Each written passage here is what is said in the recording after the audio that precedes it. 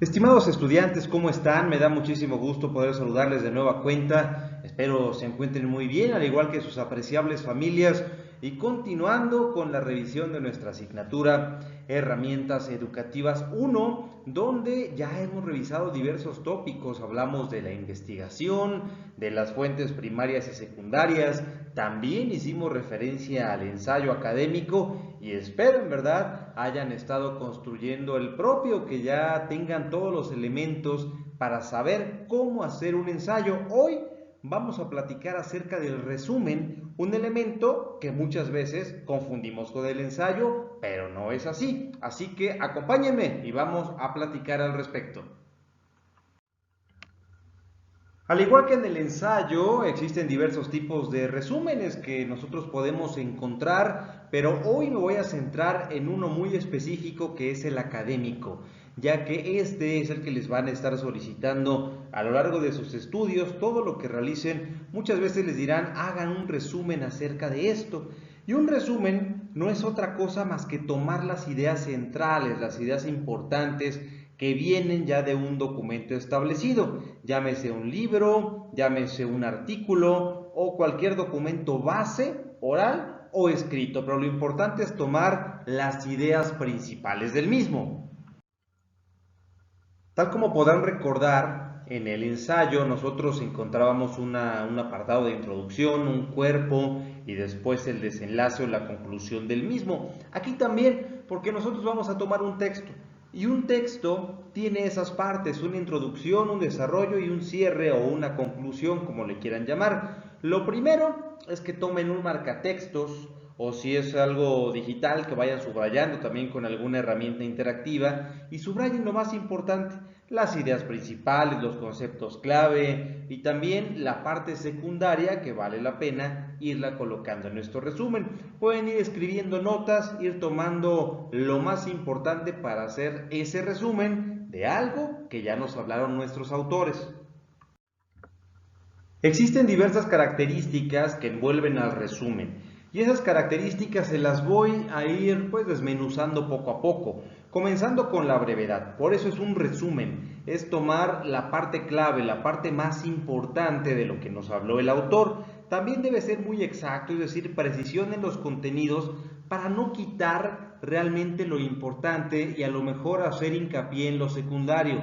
Recuerden, lo principal es el cuerpo tal cual de ese texto que vamos a encontrar. También la exhaustividad es muy importante porque vuelvo a hablar de la relevancia, hablar de lo más preciso, de lo mejor que nosotros tenemos en ese texto y de ahí se va al objetivo. Es decir, ¿se acuerdan que en el ensayo ustedes ponían con sus propias palabras de lo que se trataba un texto? Aquí no vamos a utilizar tanto nuestras propias palabras, nos vamos a limitar a lo que puso el autor, a lo que ya está escrito. Simplemente voy a hacer más pequeño lo que dijo o lo que escribió, pero a través de conceptos clave. Tal como les venía participando, los conceptos clave o la parte medular es lo más importante de nuestro resumen. Por eso se habla de una jerarquía, ir de lo más importante o relevante hasta lo secundario. No significa que lo voy a omitir, no, pero le voy a dar un mayor realce al título central del tema, es decir, al tópico, a lo que nos está hablando el autor y hablar de la integridad. Eso es importante. Hacer un resumen no solamente, pues tomo un párrafo y ya lo pegué y ahí está mi resumen. No, se trata también de no cortar por aquí y por allá, sino revisar, leer y releer nuestro tema para ocupar los aspectos relevantes de nuestro texto. Eso es la integridad. Hace unos instantes les platicaba acerca de la importancia de subrayar. Cuando nosotros subrayamos, logramos incluso comprender mejor el texto en sí mismo. Es una técnica de estudio que nos ayuda para saber las partes centrales de un tema. Yo siempre les sugiero, cuando tengan ahí algunas copias, pues empiecen a subrayar, tomen ese marcatextos o en sus libros, si no quieren hacerlos feos, pues bueno, a lo mejor con un lápiz ir subrayando los conceptos importantes.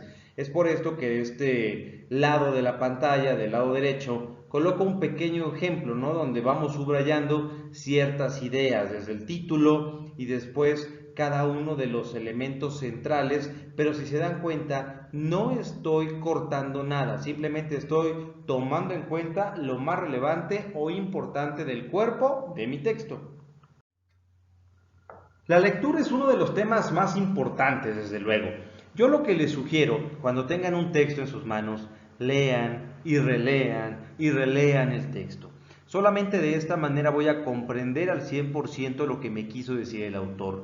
También las ideas centrales, las ideas secundarias y la esencia que tiene. Por eso es que subrayar no es únicamente tomar aleatoriamente el marcatextos y empezar a pintarrajear mi hoja, no es eso.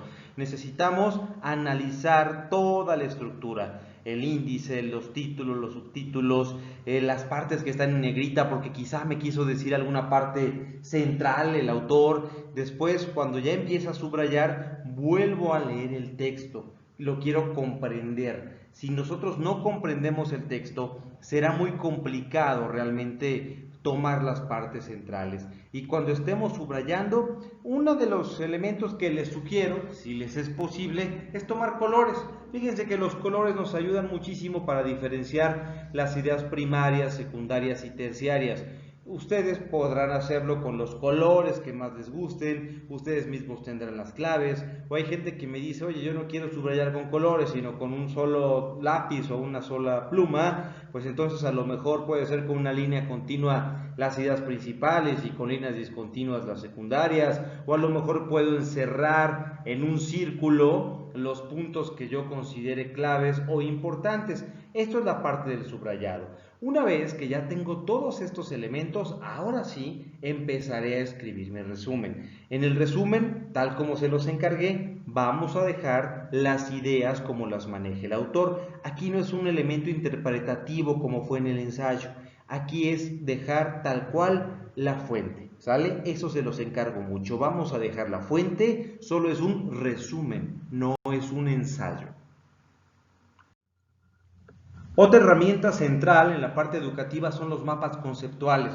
Muchas veces nos dicen hagan un cuadro conceptual o un mapa sinóptico o me dicen o un mapa de ideas, pero a ver cuáles son las diferencias. Vamos por el primero, vamos por el mapa conceptual. Su nombre me lo indica, son conceptos, son ideas, son temas centrales, son partes clave que voy a utilizar a través de un diagrama. Ese diagrama se estará conectando a través de líneas y esas líneas nos van a abrir llaves, nos van a llevar de las ideas más importantes o relevantes a las secundarias o características del mismo. Entonces aquí nosotros también vamos a utilizar esas uniones o nodos para estructurarlo de manera jerárquica, es decir, hasta arriba va mi título y después vienen las ideas primarias o principales y más adelante voy a ir colocando ya las secundarias, es decir, de lo más importante a lo secundario, pero siempre unido, no se les olvide colocar esas líneas que nos van a ayudar a entrelazarla. Pueden utilizar figuras geométricas como rectángulos, pueden utilizar círculos, rombos, cuadrados, triángulos, en fin, ustedes mismos van a saber cómo hacerlo de acuerdo a su creatividad. Eso depende de ustedes. No importa si le pueden colocar colores o no, lo que nos interesa aquí es la construcción o la estructura de ese mapa conceptual. Aquí les coloco los tres elementos principales de un mapa conceptual. Primero son los conceptos, desde luego, que vienen siendo esas imágenes mentales o esos puntos clave que yo quiero que mi lector pueda conocer, que sepa qué es lo más importante de lo que le voy a hablar el día de hoy. Una vez que ya tengo mis conceptos, voy a tener también palabras clave. Esas palabras nos van a ayudar a unir los conceptos, nos van a ayudar a colocar subtemas, ¿sale? Pero a través de palabras claves para ir añadiendo esa relación que existen entre los conceptos y cuáles son sus puntos centrales. Y desde luego las proposiciones. Las proposiciones, que es cuando nosotros tenemos dos o más conceptos, pero que se conectan a través de los enlaces, o perdón que sea redundante, a través de conectores o de líneas que nos van a llevar a comprender mejor el tema. Si se dan cuenta, es como un árbol. un árbol donde hasta arriba en la copa viene el tema central y va bajando por las ramas, por las hojas, hasta llegar al tronco y las raíces. Así es como lo vamos a estructurar. Podemos utilizar diversos programas para hacerlo, desde Word, podemos utilizar PowerPoint, o también les voy a dejar al final algunas herramientas virtuales para hacerlo en línea de manera gratuita y sin ningún problema, y donde además van a ser cada día más creativos. Los mapas conceptuales son muy utilizados en el ámbito académico. Nos ayudan en demasía para comprender todo lo que queremos darle a pensar a nuestro lector. El cerebro puede funcionar más rápido a través de ideas clave, a través de elementos visuales, como esas formas geométricas, los colores, el texto más grande que podemos utilizar. El diseño ya depende de ustedes, pero lo importante de nuestro mapa conceptual es que se pueda ver una relación entre conceptos, que se vea que van de la mano uno del otro y que no son conceptos al aire o palabras que se quedaron ahí aventadas en nuestro lienzo u hoja en donde estén haciendo su mapa conceptual, sino que a través de las líneas o conectores, como ya se los mencioné, se logren estructurar. Nosotros necesitamos que se vayan relacionando todo el tiempo e ir, ya saben, no se les olvide, de lo más importante a lo secundario. Aquí les dejo otros elementos importantes del por qué utilizar un mapa conceptual, por qué es tan importante o relevante en el ámbito académico. Primero, por nuestra comprensión, porque vamos a tomar en cuenta un tema gracias a la parte visual. ¿Han escuchado ese dicho que dice que de la vista nace el amor? Pues bueno, por ahí va también el mapa conceptual, porque veo las ideas dentro de esos cuadros, de esos rectángulos, de esas formas geométricas, veo flechas y voy inmediatamente relacionando hacia dónde va la flechita y qué me quiere decir. Nos fomenta una lluvia de ideas y además logramos descubrir nuevos conceptos y conexiones que quizá no teníamos al principio, pero después de leer nuestro texto, de comprenderlo, ahora sí voy descubriendo esas conexiones y esos conceptos.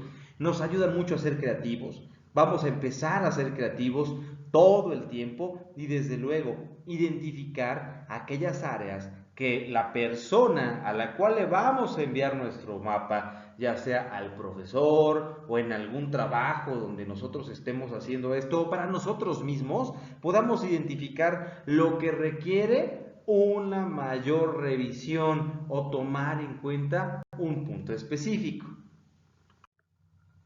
Aquí les dejo, por cierto, un mapa conceptual sobre el mapa conceptual, es decir, qué cosa es lo que representa. Si se dan cuenta, en la parte superior viene el título de lo que voy a hablar en este caso, que es el mapa conceptual. Le ponen una flecha y de ahí viene la palabra representan. Ok, ¿qué cosas representarán? Y vemos que tiene otro conector que dice conocimiento, y el conocimiento tiene varias flechitas. Una que me dice que vamos a conocer conceptos, otra que voy a conocer proposiciones, y también voy a conocer pues una parte que es dependiente del contexto, es decir, de la lectura clave. Si me voy a conceptos, veo que el árbol sigue creciendo. Oye, ¿qué cosas son los conceptos? Pues me dice que son regularidades percibidas. ¿En dónde? ¿En objetos o en hechos? Ah, muy bien. Y esos conceptos se representan ¿con qué? Con etiquetas, y que tienen ¿qué cosa? Palabras o símbolos, y al mismo tiempo son la base para la creatividad. Están jerárquicamente estructurados y nos ayudan nuevamente ¿a qué? A la creatividad. Si se dan cuenta, al costado de conceptos, hacia el lado derecho, dice, se combinan para formar ¿qué cosa? Proposiciones. Y de ahí se va otra flecha, y esas proposiciones están jerárquicamente estructuradas, y me dice que pueden ser hay también intervínculos para mostrar las interrelaciones de distintos segmentos del mapa. Y si vemos nosotros, todo está perfectamente conectado hasta que nos dice que el conocimiento nos ayuda para apoyar en la enseñanza y el aprendizaje, y al mismo tiempo es dependiente del contexto. ¿Ven? No es tan complicado hacer un mapa conceptual. Aquí es dar pues rienda suelta a su imaginación, utilizar esos conectores, esas palabras claves, y aquí en este mapa pudimos representar un texto completo que hablaba sobre qué cosa era un mapa conceptual. Y ese texto, que a lo mejor eran unas 4 o 5 páginas, lo resumimos en este arbolito. Eso es un mapa conceptual. De esa manera es como de ahora en adelante todos juntos vamos a trabajar en el resto de las asignaturas cuando les dejen esta herramienta.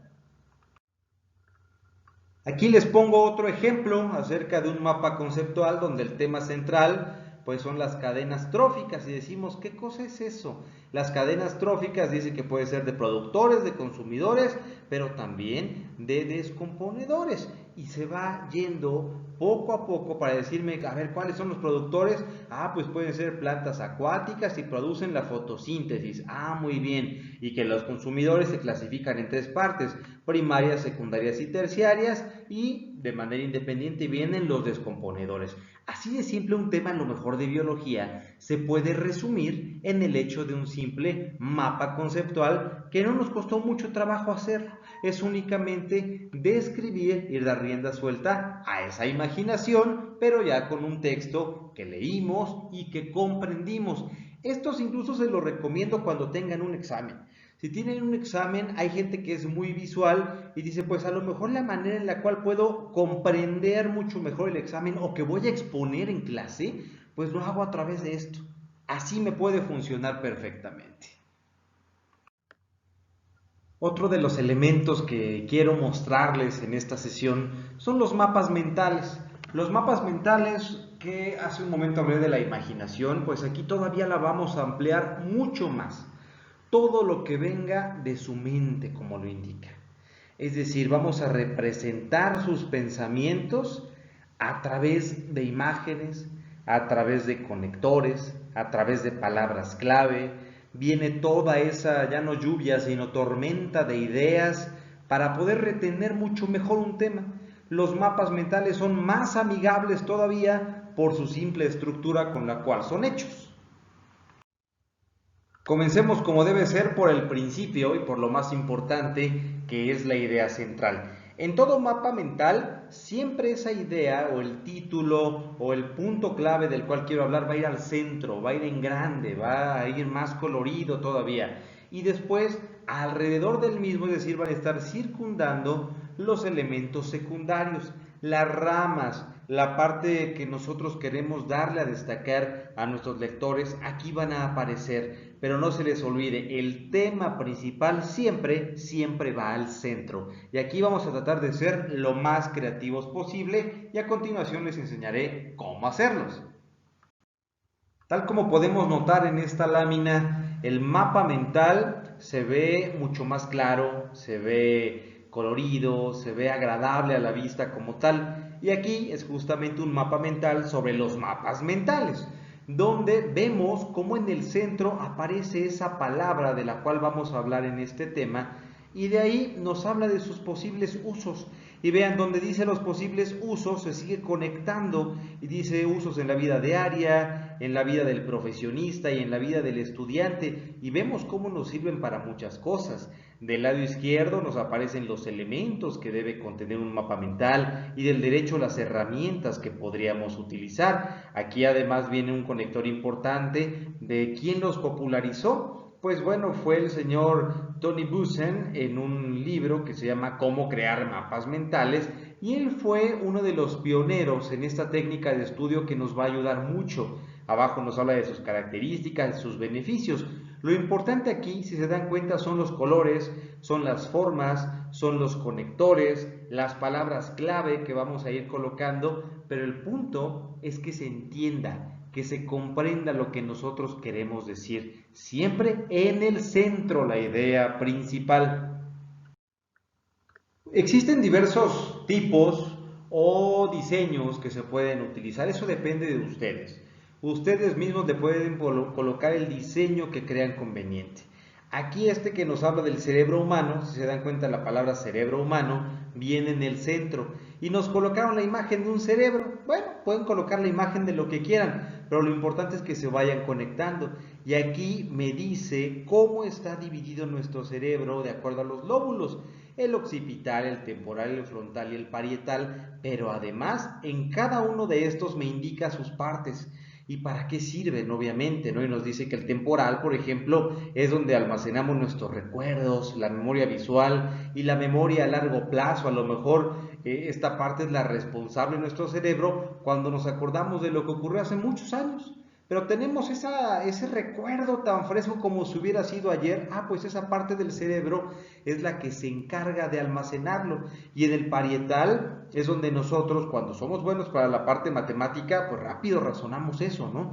También la información sensorial, es decir, los 5 sentidos, el manipular los objetos, nos habla de cómo el lóbulo occipital se encarga del sentido de la vista, de interpretar las imágenes, al igual que la corteza visual, y cómo en el frontal viene el lenguaje, la capacidad lógica, nuestra memoria a corto plazo, las funciones motoras y la coordinación en nuestro cuerpo. Si se dan cuenta, en este simple mapa se da toda una clase completa sobre el cerebro humano. Ya lo demás es que ustedes lo puedan verbalizar. Esto les puede funcionar muchísimo cuando vayan a exponer un tema con sus profesores, porque así preparan unas láminas padrísimas como esta y lo exponen, y así les quedaría de una manera muy adecuada y muy visual. Aquí les pongo otro ejemplo en el cual se habla del tema central, que es educar con valores. Y aquí colocaron pues una serie de personas que están alrededor y nos vienen 4 puntos importantes, que son los círculos blancos grandes que aparecen a los costados, que educar con valores es ser responsables, el cómo transmitirlos, la sociedad y el comportamiento. Y vean, se van desprendiendo cosas como ser responsables, lo cual viene desde la educación de los padres, la figura de autoridad y la sociedad en sí misma. Y cuando hablamos de la sociedad, pues está en armonía o en parsimonia con la gente, el desarrollo y desde luego la ayuda hacia los demás. Nuestro comportamiento a través de ensayo y error, por eso estamos en la escuela, porque estamos para aprender lo público contra lo privado y lo adecuado contra lo inadecuado. ¿Y cómo transmitirlo? Pues siempre brindando el ejemplo, aprender muy bien esos valores. Y bueno, también se puede dar a través del estudio, de las teorías o de las vivencias que tenemos todos los días. Y si nos damos cuenta, en la parte superior e inferior central, pues vienen algunos valores importantes como la comprensión, solidaridad, amistad, respeto, amabilidad y generosidad. Este mapa también nos daría para poder hablar horas y horas. Digamos que son nuestras palabras claves cuando ya comprendimos un texto perfectamente, y ahora sí lo voy a exponer de manera precisa. Los temas que les mencioné anteriormente podemos desarrollarlos en nuestro cuaderno si queremos. En esta primera etapa en la cual vamos a empezar a construir, ya sea desde nuestro resumen, nuestro mapa conceptual o nuestro mapa mental también, podemos utilizar lápiz y papel e irlo construyendo poco a poco, así a mano, ir haciéndolos, irlos desarrollando y vamos ensayando. Pero también es importante sumarnos a la tecnología, como lo que estamos utilizando en este momento, que es la plataforma Sede, y existen diversas plataformas virtuales que nos permiten hacer este trabajo todavía más sencillo.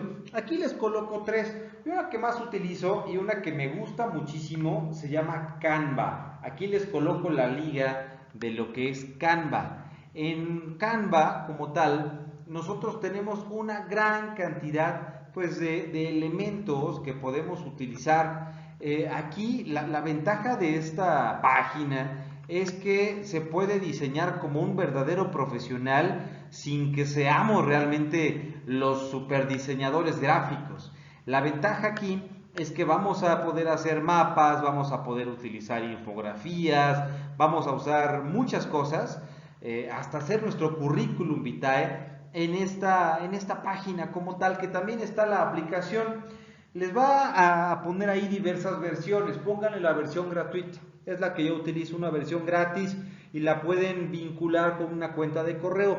Yo les aconsejo a todos, si no es que no lo tienen, pues que puedan hacer un correo en Gmail, porque Gmail a través de Google nos permite hacer varias cosas. Está el Canva Pro, pero ese cuesta. Yo utilizo el gratis. Aquí en esta parte únicamente le doy a utilizarlo de manera gratuita. Y aquí vamos a encontrar muchas plantillas. Solo es cosa que se metan y busquen ahí los templates que tiene. ¿Y templates de qué? Pues nos maneja muchas categorías, como poder hacer hasta posts para Facebook, para Instagram, portadas para su Facebook, a lo mejor si son muy creativos, hacer flyers o pósters también, pero lo bonito aquí, igual que presentaciones, y viene una parte, un buscador, dice explora más de 50,000 plantillas, y ahí escriben a lo mejor la palabra clave, a lo mejor ponen la palabra mapa conceptual. Si tú pones la palabra mapa conceptual y le das enter ahí en ese buscador de Canva, nos van a aparecer muchas plantillas ya hechas, en las cuales yo al darle clic a alguna de esas voy a ir nada más sustituyendo esos elementos, ya están las llaves, ya están los conectores, ya está todo, para que pueda ir arrastrando nada más, voy a ir jugando con los elementos, le puedo cambiar el color, le puedo cambiar la letra, obviamente el tema, ¿verdad? Que me deje mi profesor, y después lo guardo, ya sea como PDF, lo puedo guardar como JPG o como cualquier otro formato que sea posible. Esa ya es la que yo más les recomiendo, es muy sencilla de utilizar, no se les olvide Canva. Hay otra que es Lucidchart, que también no es tan complicada, aquí está la liga, y en ese programa pueden utilizar también mapas conceptuales en línea. También es muy sencilla y vienen las ramificaciones para poder irlos uniendo. O Nindomo, que Nindomo aquí en este programa lo puedo descargar o lo puedo utilizar ahí mismo en internet para utilizar mapas multiusos, es decir, de diversas características. Les coloco 3 para no enredarlos tanto, pero yo siempre me voy por Canva. Esa es la que más se me hace amigable, pero eso sí, elijan por favor allí la versión gratuita. Les va a entretener, les va a gustar. No significa que de la noche a la mañana ya se vuelvan especialistas en hacer esto. Lo principal es que entiendan, que comprendan cuáles son las características de un mapa mental y de un mapa conceptual, y que una tarde se metan a estas plataformas, que empiecen a indagar cómo hacerlos. Eso les va a ayudar porque cuando entreguen tareas a sus profes, van a ser de una calidad excepcional. ¿Se quieren convertir en alumnos modelos? Pues vamos a sumarnos a las tecnologías de la información y la comunicación. Vamos a utilizar esta parte. Por ahora, si quieren empezar con la libreta, está bien, pero por favor les encargo meterse a este tipo de portales web. Pues les deseo una excelente semana, revisen por favor esos conceptos y con mucho gusto estoy a sus órdenes ante cualquier situación que se les ofrezca. Cuídense mucho y un abrazo extensivo para ustedes y sus apreciables familias.